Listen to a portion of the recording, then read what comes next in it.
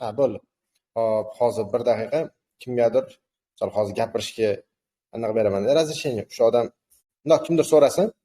Ellorbekga sizga berib tursam bo'ladimi? Gapira olinglar. Ovoz eshitilayotganmikin? Ellarga ovoz yetib boryaptimi? Yo'q, kimdir qo'l ko'tarib yuborsa zo'r bo'lardi.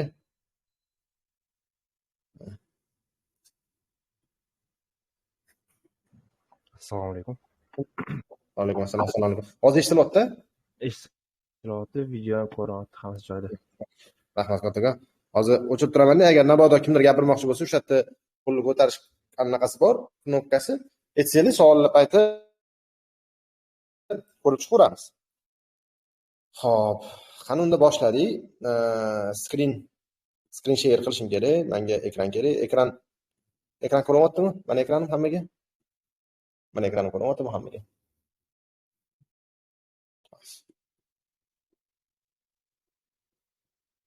Bir ikki uch xos. Ozgina kutaylik-chi. Yoki ekran qotayotgandir. Ko'rmayaptimi? Xos. Ko'ryapti-ku.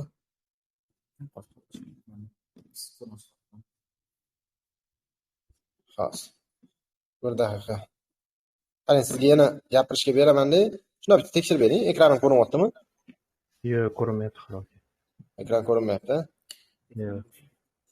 Screen share hali yoqmadingiz menimcha. Ya screen share yoqdim. No. Nima bor? Hozir boshdan bitta yoqib ko'raman. Mana. Asha. Screen share ko'rinmayapti. Ha, o'zim o'chirib turibman. Bo'ldi. Nima shu? Endi-chi? Yo'q, hali ko'rinmadi bir. Share screen. Screenshot qilib lichingga tashlaysiz, ko'rsataman qarab. Yo'q, qolman. Ha, bo'ldi, mana endi ko'ryapti. Da ko'rindi. Bo'ldi. Xo'p. Demak, birinchi bo'lib nima haqida gaplashishimiz kerak? Bugun shu polniy fond bozori va undan tashqari yaqinda bo'layotgan demak urushlar va ular natijasida keyinchalik kelib chiqishi mumkin bo'lgan ayrim risklar haqida gaplashib o'tamiz.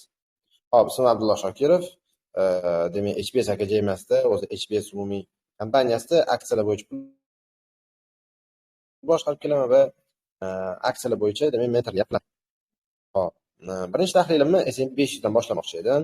S&P 500 taxminan bu nechinchi sana? 1-iyundan beri biron bir o'sish yoki tushish tendensiyalarini ko'rsatmayapti. Ya'ni bitta korreksiya va orqaga demak bir o'sish, korreksiya va har korreksiyamizda minimumlar yangilanmayapti, lekin oxirgisida maksimum yangilandi. Lekin mana bu maksimum demak svechani yopilishi bilan emas, balki dum bilan yangilangani bu xavf xatar degani va o'sha xavfni ko'riboq mana ko'rishimiz mumkin, bozor tushyapti. Va mana bu trend liniyasi saqlanib turibdi va buni men VIPga tashlab qo'ygan edim. Demak, juda shunaqa joyda turibmizki, yo bu yo'li, ya'ni pastga tushib ketsa ancha tushishimiz mumkin.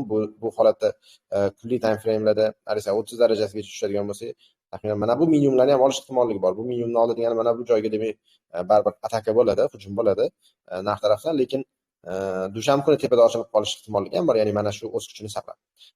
Buni o'z kuchida saqlamasligi demak bizda asosiy neftga bog'liq. Nimaga neftga bog'liq deydigan bo'lsa, demak 6-iyul mana 2-iyuldan beri demak neft o'sib yotdi. Mana shu sabab ham demak bizga katta sabab bo'ldi fond bozorida qiynalishiga. Qachonki neft o'siradigan bo'lsa, keyinchalik neftni, ya'ni benzinni narxini o'sishi barcha tovar xizmatlarning narxini o'sishiga olib keladi. Chunki barcha tovar xizmatlarda demak logistika rasxodi bor. Endi barcha tovar va xizmatlarning narxini o'sishi bu inflyatsiyaga bo'lsa, inflyatsiyani keyinchalik, ya'ni kutilayotgan inflyatsiyalar baland chiqishi, bu esa yaqinda bo'lib o'tadigan foiz stavkalari bo'yicha bo'ladigan xabarga juda katta ta'sir ko'rsatadi. Ya'ni foiz stavkalarini tushirish haqida biz gaplashib yotgan edik 3 yildan beri, lekin endi yog'iga tushirish emas, balki yana oshirish haqida xabarlar bo'lib qolishi mumkin. Demak, mana shu oshirilganda battar demak zarba bo'ladi iqtisodiyotga va mana shu sababli ham demak S&P juda katta tebranishlarni boshdan kechiryapti. Demak 92 ga chiqqan VCI mana bu tushishda S&P shu payt bir oshdi, yana bir oshganda S&P yomon yopildi. Demak, nima deb aytishimiz mumkin bo'ladiki, hozirchalik mana bu 4 soatlikda bu uptrendga ketyapti va biz bemalol yaqin kunlar yoki oylar ichida buni yuzda ko'rishimiz mumkin. Agarki demak urush to'xtalib Eron tarafdan ham biror pozitiv holat bo'lmasa, Eron hali ham rozi bo'lmayapti. Amerika shartlariga, Amerika Eron shartlariga rozi bo'lmayapti. Demak, bu deganimiz davom etishi mumkin va har bir neft bazalariga yokida neftni katta effekt beruvchi davlatlarga bo'lgan hujum keyinchalik neftni logistikasiga katta ta'sir ko'rsatadi va neftni kelayotgan taklifi ancha qisqarib, bu esa bo'layotgan talabni kuchliligi neftni narxiga baribir katta effekt beradi. Va bu esa neftni 100-102 chiqarib oladi. Bu nimaga olib boradi deydigan bo'lsak, bu bizga olib boradiki, S&P ni demak pastga tushib ancha pastga tushishi va mana shu asnoda Bitcoinni oxirgi marta demak pastda bozorga qulashi, taxminan bu demak 57 ming minimumlarni olib, taxminan 50 ming dollardan pastga tushib ketish ehtimollarini keltirib chiqaryapti. Bu bitta sabab edi. Ikkinchi sababga keladigan bo'lsak, S&P 500 ichida katta kompaniyalar, bular kimlar degan bo'lsak, hozir mana Finviz saytida ko'rsataman. Katta kompaniyalar, bular Nvidia, Google, Amazon, Tesla, Apple kompaniyalari va Microsoft kompaniyalarini demak tushib ketishi bo'ldi. Oxirgi bir haftalikni oladigan bo'lsak, Google 7%, Amazon 6%, Tesla 17%, Apple -0.2, Microsoft 3%. Bittagina Tesla kompaniyasi atiga demak atiga bo'lmaydi, u ham katta foiz +2% demak haftalik shamda ko'tarilishni hosil qildi. Lekin qolgan o'sha волшебный восьмерка deyiladi, yoki fantastik 8lik ham deyiladi. Demak, bu 8likdagi 2 ta, 3 ta, 4 ta, 5 ta, 6 ta kompaniya tashi demak minusda yopilib turibdi. Bu esa S&P ni doimiy olib ketishiga olib kelishi mumkin. Endi ikkinchi taraf tanganing ikkinchi tarafini ham ko'raylik. Mana bu kompaniyalar, misol uchun Teslaga keladigan bo'lsak, Tesla pastda o'zini minimumlariga kelib bo'ldi.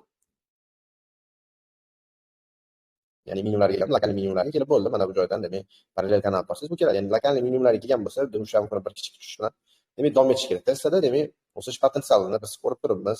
Hop, Google'ni ochib qaraydigan bo'lsak, Google'da hali tushish uchun joy ko'p.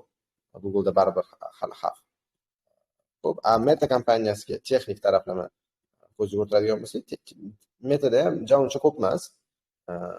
Hop, Amazonga, undan keyin Microsoftga. Amazonda ham demak hisobot chiqish demak chiqargan. Bu bizada payshanba kuniga to'g'ri keladi. Payshanba kunida agar Amazon bozorini qutqarib qolmasa, bizada ancha qiyinchilik holat bo'ladi va xuddi shu chorshanba kuni bo'ladigan bo'lsa, mana shu haftada Microsoft. Demak, asosiy mana shu katta kompaniyalarda hisobotlar chiqargan. Menimcha Apple ham shunga to'g'ri kelyapti. Ko'rganimizdek payshanba kuni demak bu hafta mana shu hisobotlar bo'yicha mana shu kompaniyalar ketma-ketlik deb e'lon qilib boradi va bizada ko'rsatib beradiki, bu kompaniyalar fond bozorini qutqarib qoladi yokida qisqa vaqt uchun bu avval bo'lishi mumkin. Rinok, ya'ni bozor tushish ehtimolli katta bo'lib turibdi. Misol uchun S&P ni biza oylikda ko'radigan bo'lsak, sezonnisini misol kelinglar 2000-yildan beri qaraydigan bo'lsak, 2000-yil 2000-yildan beri qaraydigan bo'lsak, iyul oyida tushish 12 marta bo'lgan ekan. Bu menimcha 19 yil orqada bo'ladigan bo'lsa, menimcha 2015-yilgi datadan ko'rdim. 2015-yilgi datani hisoblaydigan bo'lsak, 9 marta o'sish, 4 marta tushish, 2013 ga o'tkazadigan bo'lsak, 10 marta o'sish, 4 marta tushish, 2011 dan hisoblaydigan bo'lsak, 11 marta o'sish, 5 marta tushish. Va hozirgi oyda ham minus bo'lib turibdi. Ya'ni kamdan kam o'zi iyul oylarida S&P 500 ni minusga yopilishini ko'radi. Agar bu oy ham minusda bo'lishi, uni qo'shimchasiga avgustda ham minusga olib ketish ehtimolligi bor. Va bizada sezon o'zgarish holat bo'lishi mumkin. Ya'ni sentyabr oxirgi 2 yillikda plusga yopilayotgan sentyabr bu yil ham demak katta ehtimol bilan plusga yopilish ehtimolligi bor. Va avgust o'zi ko'p holatlarda yomon oy bo'lib kelgan, chunki sentyabrga yaqin demak ko'pchilik baribir sotib olishni boshlaydi. Demak, bizni qutqarib qoladi mana shu otchotlarni yaxshi chiqib kompaniyalar yurishi, birinchi hodisa. Ikkinchi hodisa bizni qutqarib qoladi, demak, neftni tushishi. Va shundagina biz aytishimiz mumkin bo'ladiki, kelasi demak oylarda S&P mana bu maksimum notusi yo'q deganda 8000 gacha bir oy, 1,5 oy ichida bemalol yurib qolishini ko'rishimiz mumkin bo'ladi. Shu 8000 gacha misol avgust oxirigacha borsa, keyin avgust oxirida sentyabrlarda demak kichik bir korreksiyalarni ko'rishimiz mumkin. Eng yomon ssenariy bo'lsa, biz iyul oyida tushib boramiz, avgust oyida ham tushib boramiz va biza taxminan $7,000 larga yaqin o'zimizga signal qidiramiz. Uzoq muddatga, taxminan 1 yildan 1,5 yilgacha biron bir aksiyani sotib olish uchun bizga signal kerak bo'ladi. Va o'sha paytida men aytishim mumkin, juda ko'p kompaniyalar, chip kompaniyalari ham ancha arzon bo'lib qolishi mumkin. Xo'p. Asosiy demak narsalarni aytib o'tdim. Menda savol bo'ladigan bo'lsa, yoqib qo'yaman. Savolligi bo'lsa, beraversa bo'ladi. Adashmasam, nechta odamlar qo'lligini ko'targanligini ko'rdim, ili menga shunday tuyuldi. Agar kimdir demak savol berishmoqchi bo'lsa, qo'lni ko'tarsanglar, men ruxsat berib yuborardim. Sizlarning savolinglarni ko'rib chiqardik. Xo'p. Qo'l ko'tarib o'tganlar sizga ko'rinyapti, menda ko'rinmayapti-da. Voy ko'rinyapti hozir. Ruxsat berib hammaga berasizmi? Siz ko'rinyapti qo'l ko'targan, men ko'rinmayapti. Ruxsat berib chiqilyapti. Xarinas bro keyin taga nomli username bilan ularga ruxsat berib chiqildi. Savolinglar bo'lsa bemalol berasizlar. Akbar aka Somiddinov sizga ham demak ruxsat berildi. Bemalol savolinglar bo'lsa o'sha yerda bosib savol yo'llasanglar bo'ladi.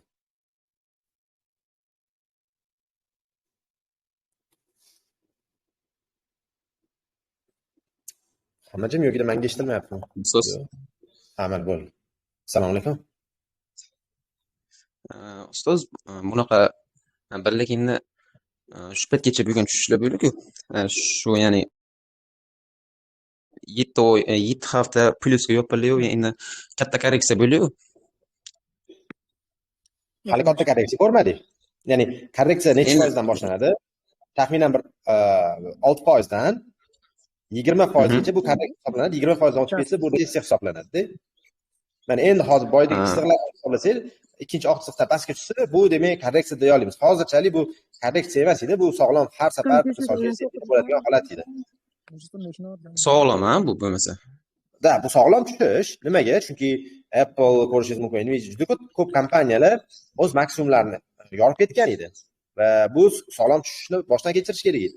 Birinchisi, ikkinchisi, bu tushishni sababchilaridan bittasi bu chip chiqaradigan kompaniyalar, masalan, Micron Technology, SanDisk, Avgo va bu kompaniyalarni ko'p sanashimiz mumkin va bular shu 20 talikda turibdi va bularni tushishi даже katta kompaniyalar o'zi chidab tursa ham bu kompaniyalarni o'zi bilan olib ketib qoladi. Ya'ni holat nima bo'ladiki, mana shu chip kompaniyalarning tushib borishi S&P ga ta'sir ko'rsatadi va S&P tushib borgandan keyin ayrim demak kompaniyalar o'z riskini kamaytirish uchun S&P indeksi yoki S&P ETF'larini olgan odamlar demak kamaytirish boshlaydi va ularni sotishi keyinchalik domino effektini keltirib chiqaradi. Qachonki mana shu aksiyalar o'zini skidka narxiga tushmaguncha, ya'ni skidka narxi bu yerda bizda demak P darajalari orqali hisoblaymiz yoki texnik analiz taraflama demak uptrendga ketilayotgan bo'lsa, uni o'sha Fibonacci nuqtalarini tortib turib biza buni skidka narxi yoki deb skidka emas narxini anglab olishimiz mumkin bo'ladi. Lekin chip chiqaradigan kompaniyalarni ko'pi hali oxiriga yetib kelmadi. Misol uchun Micron bilan SanDisk meni fikrimcha hali maksimumlarni yangilaydi. Faqatgina kirish nuqtalarini to'g'ri qo'yib oladigan bo'lsak, xudo xolasa bu kompaniyalardan hali daromadimiz bor.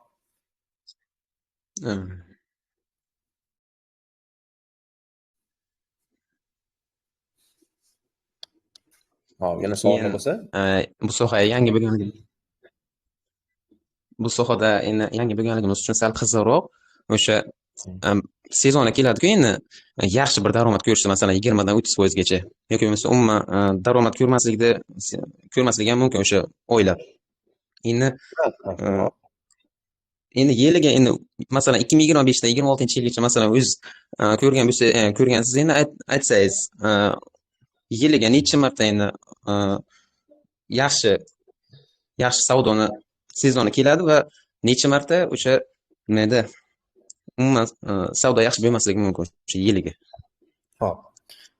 Yiliga minimalniy bitta tochka vxод beradi S&P bemalol katta aksiyalarni ushlab 30% gacha daromad qilishingiz kerak. Misol uchun o'tgan yili bizda 25-yili tochka vxод bergan. Bu o'sha soliqlardan keyin kirgan odam minimalniy 30% bo'lmasa 40%, 50%, aniq holatda 60-70% gacha daromad qilishi mumkin edi agar riskli aksiyalarni ma'lum bir miqdorda yig'ib olganda. O'zi umumiy holatda S&P bitta maksimalli 3 tagacha beradi. No 3 ta juda kamdan kam tarixda. Minimalli bitta beradi baribir точка входа. Точка входа qachon bo'ladi deydigan bo'lsak, kunlik yokida haftalik time framelarda RSI darajasini 30 ga tushib ketishi va o'sha paytda Fear and Greed indeksini demak 15 dan pastga tushib ketishi, 10-15 dan pastga tushib ketishi va xuddi o'sha vaqtning o'zida VIX indeksini 30 va 40 larga yaqin kelib qolishi demak bizga bozorga kirishimizga bir imkoniyat yaratadi. Bu yiliga bir marta yo'q degani bo'ladi. Misol uchun bu safar ham bir marta bo'ldi. Bu taxminan mart oylarida mana bu Eron va Amerika o'rtasidagi demak siyosiy xavf-xatarlar oshib ketgani sababli demak bir kichik korreksiya ko'rdik. O'sha paytda hozir kimdir portfel qilganda taxminan 10-15% demak daromadi bo'lardi katta kompaniyalarda. Men kutayotganim, agar mana shu tushish rostdan korreksiyaga aylanib ketsa, biz bu yilga ikkinchi marotaba savdo qilish uchun yaxshi imkoniyatni olamiz. Tushunarli, rahmat. Yana savolinglar bo'lsa, Tor, Dilfuza, XR Invest, Telegram username Shavkatjon Olimovich. Savolinglar bo'lsa bemalol bossanglar bo'ladi, savol beradigan joyga va savol berib bo'lganlar o'sha ovozni bosib qo'ysangiz, sizlarniki qolganligi eshitilmaydi o'shanda. Qolganligi qolmaydi. Bemalol bosib o'tishinglar mumkin. Savol beradigan joyga. Assalomu alaykum. Va alaykum assalom. Assalomu alaykum. Men yangi endi boshladim. Bunagi bepul darslaringiz bo'ladi, 3 yil oldin yozilgan. O'sha darsdan ham hozir foydalanib, men boshlang'ich demo hisobda ishlab turib o'rgansa bo'ladimi? Yo eskirdimi? Yo'q, 3 yil oldingi dars mana qarang. 3 yil oldingi darsdan hozir ham o'tirganimda ham xuddi shu ketma-ketlikda, xuddi shunaqa qilib yozardim. U boshlang'ichlar uchun va boshlang'ich bilim uchun va uzoq muddatli prosta tak aksiyani fundamentalni qarab yoki prosta shunday olib qo'ygandan ko'ra, uni brendiga boshqasiga ishonib, hech bo'lmasa texnik analizlarni qo'shish kerak. Va qo'shimcha texnik analizlar uchun u juda yaxshi dars bo'la oladi va o'sha orqali ham siz trading deyolmayman, lekin uzoq muddatli savdolarni qila olasiz. Ya'ni biron bir aksiyani olib 6, 7, 8 oygacha ushlab, undan keyin sotib olish rejalarini aniqroq qilishingiz mumkin. Assalomu alaykum. Va alaykum assalom. Assalomu alaykum. Rahmat javob uchun. Savol bersam maylimi? Bemalol aka. Aksiyalarni alohida bo'yicha gap qilib bera olasizmi o'z tahlilini? Alohida aksiyalarni tahlilini qilib beramiz, muammo yo'q. Agar misol mana shu narsa jonli efirlar yoqadigan bo'lsa, keyingi haftaga aksiyalar tahlili desanglar, yo'q men yoki Bahodir ismli demak bizda aksiyalar bo'yicha ishlashadi, yoki boshqa bolalar ham bor. Yo'q, o'zingiz desanglar farqi yo'q. Qo'limizdan kelgancha keyingi hafta, demak shanba kuni yana 6 da biza umumiy demak tahlillarni ochishimiz mumkin bo'ladi. Misol uchun taxminan 10 minut 15 minut o'zim ko'rsatib turgan aksiyalarni tahlilini qilib beraman. Keyin yo'g'iga o'zingizlar xohlagan aksiyani aytsanglar, o'shani birga tahlillarni ko'rib chiqishimiz mumkin. Hozir bitta aksiya bor dema ko'proq olib qo'ydim. Shuni tahlil qilib bera olmaysizmi? Aytingchi. Mikro. Mo, tika. Hop, nechidan olgansiz? Ya bilaman, hop nechidan oldingiz? 1070 dan olganman. Hop, 1070 dan oldingiz. Qancha muddatga oldingiz? O'zi qisqa muddatga olib turuvdim. O'sha korreksiya bo'lganda tushib chiqib turuvdi. O'zingiz olib sotib turuvdingiz-ku. Lekin sotganlaringiz qo'yotgandim, ha? Ko'rganman-da, anu kanalga a'zo edim. Keyin kechagimda yozsam, haligi ulanishga nima bo'lmaydi-ku, o'zi qayta ko'rib chiqishadi dedingiz, shu bilan nimasi tugab qoldim, bilmayman. Bo'lmay qoldim haligi nimaga. To'lov qarab qo'yilib, plastikdan cho'ta SMS kelmayapti deyapti. O'sha kelmadi, shundagi qolib ketdi, keyin bilmayman endi o'zini qimatiga to'lov qilamizmi deb endi nima qilib turman. Shuni iltimos bir ko'rib. Yo'q, o'zi bitta shu bor, boshqa to'lov anaqalari yo'q. Xo'p, qarang. Mikronni 1070 dan olgan bo'lsangiz, endi keyingi savolim, muddatda sizga qancha, ya'ni bu holatni, ya'ni foydaga chiqishingiz uchun 6 oy, 7 oy kuta olasizmi yoki kuta olmaysizmi? Endi 6 oy, 7 oy kutishga kutaveraman, endi iloji yo'q, o'zi ancha zarar turibman-da o'zi, yaqin. Zarar ham olgan bo'lsangiz, misol uchun 1070 da olgan bo'lsangiz, siz spot yo'nalishi bo'yicha olgan bo'lsangiz, orada zararingiz 5% gacha kamaygan, hozir zararingiz 13%. Keyingi savol bo'ladi, ya'ni qancha pul bilan oldingiz? Ya'ni umumiy kapitaldan hammasiga oldingizmi yo bir qismi bilan oldingizmi? Agar bir qismi bo'lsa qancha? Yo'q, основной qismiga olib qo'yuvdim-da, man nima bo'lsa, sal ko'tarilsa, ozgina qo'shilsam sotib yuboraman deb, где-то bir 80% qismiga olib qo'yuvdim-da. 80% ga olgan bo'lsangiz, agar kuta olaman desangiz, 6 oy kutsangiz, buni keyingi hisobotlar chiqquncha, xudo xolisa bu aksiya keyingi hisobotlar davrida va yil oxirigacha bitta potensiali bor, 1250 largacha chiqish ehtimoligi bor, fundamental tahlil bo'yicha. Texnik tahlillar bo'yicha 20% Hozirgi yaqin degan bo'lsa, bunga ehtimolli bor. Ehtimoli bor. Taxminan 650 largacha tushishga. Misol uchun men o'zim oxirgi marta olganim 944 da turibdi. Orada yaxshi foydaga erishdi, lekin sotmadim. Chunki meni niyatim bu aksiyani yig'ib olib borish edi. Orada olib sotib olganlarim bor, lekin oxirgi 944 da olganim, men hali sotganim yo'q. Meni keyingi planlarim taxminan 800 da, 750 va 650 larda yana qo'shimcha paketga qilish. Agar sotib olish qobiliyatingiz bo'lsa va spot yo'nalishida savdo qilayotgan bo'lsangiz, agar siz futures yo forex narsa emas, o'sha real spotda olgan bo'lsangiz, bu aksiyani ushlab tursangiz bo'ladi. Yo, men savdo uchun, men aktiv savdo qilaman va men hozir menga katta foyda qiziq emas, o'zi foyda ham qiziq emas. Men praktika uchun men sizga sotib olishni rekomendatsiya qilgan bo'lardim. Nimaga? Chunki hozir bu aksiya bilan 6 oy davomida plyus muzlaydi. Misol uchun foyda chiqqan foydada sotishingiz mumkin, lekin hech qanaqa tajriba olmaysiz. Uning o'rniga u aksiyani sotib, misol uchun zararni ko'ring, o'zingiz chidoladigan qanchadir zarar bo'ladi, yoki 50% ni sotdim. Aksiyalarda men o'zi uni tajriba uchun tashuvdim, ya'ni olib ko'proq tajriba olish uchun deydigan bo'lsangiz, unda iloji boricha 50% ni sotib turganingiz ma'qul. Shuning uchun sizni qaysi tarafdan qarayotganingiz muhimda. Misol uchun o'quvchilar bo'ladi, taxminan 50 ming, 60 ming yoki 10 ming tashlamoqchi. Hozir $1000 tashlab ko'rdim. Buni holat bo'lsa, men unga aytgan bo'ladim, "Davaychi, yo'q, $1000 dan 13% derdim, $130 derdim ularga." Zato keyingi aksiyalarni ochishga va tajriba uchun vaqt qoladi. Chemtu o'sha aksiyani ichida kutib o'tirgandan ko'ra va ertaga 10 ming tashlaganingizda deyman, ularga ko'proq tajriba bo'ladi. Lekin prosta investitsiya uchun men aksiyalarga pulimni ko'paytirgani kiruvdim. Menga trading boshqa narsasi qiziq emas. Olaman, narx teparoqda bo'lsa, demak, bir yilda menimcha foyda aniq qiladi. Men lekin zararda sotmoqchi emasman desangiz, unda Micron Technology'ni kutib turgan ma'qul. Chunki fundamentalni hali kuchli kompaniya, hali biron bir xavf yo'q. Uni sotib yuborishga agar xavf bo'lsa, umumiy kanalimda e'lon beraman. Misol uchun, qaysidir narxga tushsa-yu, biron bir xavf keltirib chiqaradigan bo'lsa, hozircha men qanaqadir katta xavf ko'rmayapman bu kompaniya atrofida. Hozir qo'rqityapsiz-ku, mana 600 nechiga tushadi deb. 650 ketyapman men. Yo, 600, yo, endi bu sog'lom korreksiya bo'ladi. Faraz qiling, 2 yil ichida 10 barobarga o'sgan aksiya nimaga bir taxminan 40%, 50% korreksiya berish kerak emas. Shunga aytolmanda, shunga agar nima bo'lsa, agar pulga chiqqandan sotib olsam bo'lar ekan demoqchiman. U ehtimolli bor, demak, mana shunaqa ikkinchi ehtimolli ham bor. Hozir dushanbadan boshlab turib aksiya tepaga bang'illatib otib shu bilan bir oyning ichida sizni 10, 15, 20, 30% gacha daromad olib chiqib qo'yish ehtimolli ham bor. Lekin men bu narsani nimaga gapiraman? Chunki siz birinchi o'rinda riskini bilishingiz kerak va shunga qarab turib harakat qilishingiz kerak. Foydasiga qarab turib aksiya sotib olinmaydi. Birinchi o'rinda uni riskiga qarab turib sotib olinadi.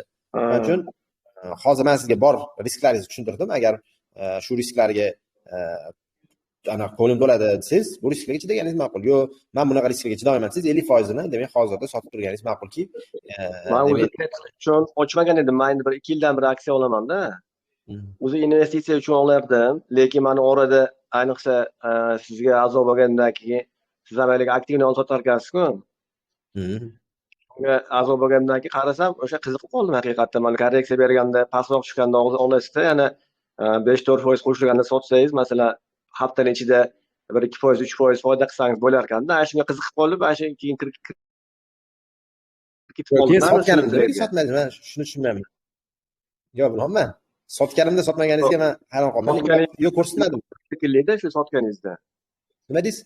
Bilmay qoldim shekilli men. Men guruhga qarab turdim, ana shu hayronman, ko'rmay qoldim, men qolib ketib qoldim. U kanal, to'g'risini aytaman, signal kanal emas. Ya'ni sizlarni savdoga birga kiramiz, birga chiqamiz degan emas, lekin odamni iltimos qilgani uchun ochilgan savdolarimni ko'rsatyapman va iloji boricha yopilgan savdolarim zarar bo'lsa ham u narsalarni ko'rsatishga harakat qilaman. Lekin har doim anaqa qilish kerak, ya'ni nima, riskni hisobga olib, ko'ryapsiz o'sha 3% dan yig'amiz yoki 5% dan sotib olamiz deyman, lekin 80% bu juda katta pul-da. Eski sotib oldim. Yo, endi o'sha bu yog'ini o'ylab turib iloji boricha anaqa qilganingiz ma'qul. Nima? Ikkita yo'ldan bittasini tanlaganingiz ma'qul. Bittasi demak, Yaxshi. turish 6 oycha maksimaliy. Rahmat. Bitta yo'li 50% sotib turish. Habbalar. Assalomu alaykum. Rahmat. Alaykum assalom. Assalomu alaykum. Oxirgi savol bo'ladi, agar yo'q demasanglar, chunki Yaxshimisiz? bo'ladi, Sog'ligingiz bo'ladi. yaxshimi? HB akademiyasida Madina Kamilovada o'qiganman. Anchadan beri kuzatib kelaman. Hozirgi aytyaptirgan gruppangizga men ham qo'shilib olsam bo'ladimi? U qanaqa to'lov qilib qo'shiladimi gruppaga? Ular aksiyalarni olib sotilganini men skrinshot qilib tashlayotganim, bu meni o'zimning kanalim. Bepul. Lekin bizning HBS VIP klubimiz bor. HBS VIP klub obuna bo'lsangiz, unda chiqadi. U yoqda signallar beriladi. Men o'zimning kanalimda prosta hafta bo'yicha turli xil demak o'zimning fikr qarashlarimni yoritib boraman. Uni xohlaganlar bo'lsa, hozir masjiddan keyin botda linkini qoldirishadi. Xohlaganlar botda link orqali 3 kun bepulmi? 3 kun bepul ko'rib chiqsangiz bo'ladi. Ma'qul kelsa qo'shilasiz puliga. Ma'qul kelmasa, plastikni boshqa shart emas. VIP. Ha, bo'ldi. Gruppani tashlab qo'ysangiz men qo'shilaman. Yo'qsa, dashib ketaman, xudo xolasa. To'g'risi menga ham kerak edi shunaqa signaldan emas, analiz ko'proq menga kerak. Shu bozorda yaxshiroq analiz qilib berib turgani. Chunki atrofda bari biladigan bilimli inson bilan bozorga kirgan yaxshida, o'zi ishlagandan ko'ra. Yo'q, qo'limizdan kelgancha mana bozor tahlillarini har hafta davomida berib boramiz.